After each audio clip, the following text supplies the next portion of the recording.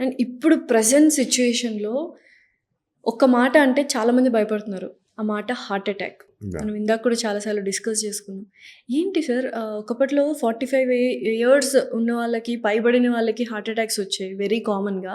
But ఇప్పుడు youngsters, school పిల్లలు, inter చదివే పిల్లలు, డిగ్రీ చదివే పిల్లలు అలా క్లాసెస్ వింటూ కుప్పకూలిపోతున్నారు.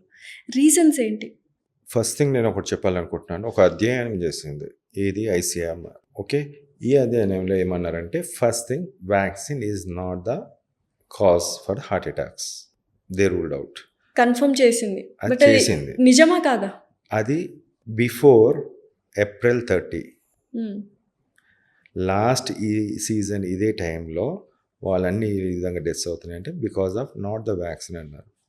Then what could be the cause అంటే no answer. Maybe post COVID symptoms ఏమో.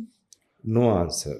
అలా పోస్ట్ కోవిడ్ అని చెప్పనీకి కూడా లేదు. ఎందుకంటే రౌండ్ ది క్లాక్ 12 monthsలో every month you should be having the same average. Hmm. అలా లేదు.